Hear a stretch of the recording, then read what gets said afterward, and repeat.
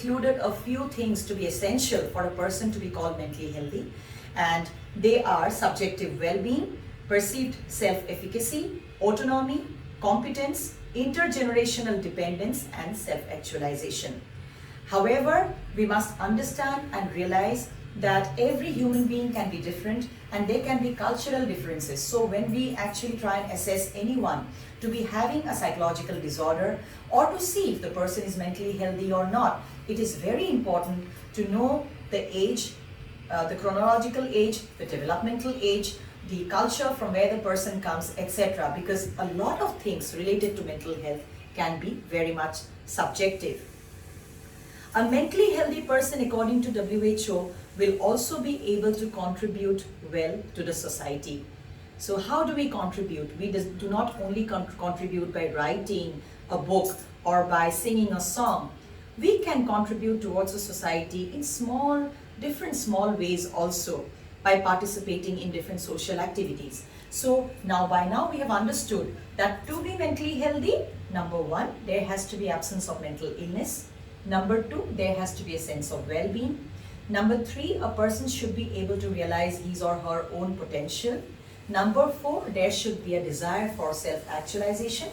Number five, the person should be able to contribute towards his family and towards his society if he can be called mentally healthy. There has to be some kind, self-efficacy. There has to be intergenerational healthy dependence. So, mental health is an umbrella term which covers all of this according to the World Health Organization. Nowadays, there is a term which is called positive mental health. So, we are actually aiming towards not only removing or curing and treating mental diseases, we are aiming towards wellness in the human society, mental wellness. And beyond mental wellness, there is something which is called positive mental health, when a person is in a state of bliss, in a state of satisfaction, in a state of joy, in a state of happiness. Such a person, do they actually experience sometimes sadness or anger? Yes, they do, because they are also made of flesh and blood. But their negative emotions like anger or sadness, etc., are usually very short-lasting, and they have developed the skills to be able to manage these emotions if at all it occurs to them. Now coming to mental illness, they are actually all diagnosable mental disorders or health conditions which are characterized by changes in thinking, mood or behavior, and they are associated with distress or impaired functioning. So we have to understand that any disturbance in thinking, mood or behavior, you think wrongly, you're getting unnecessary thoughts in your head, or you're having suffering from mood swings, or you're behaving very differently. Very differently means not normally. You're very short-tempered, you hurt yourself when you're angry, you hit someone, you abuse someone even verbally on the slightest pretext. So these are signs of mental illness also.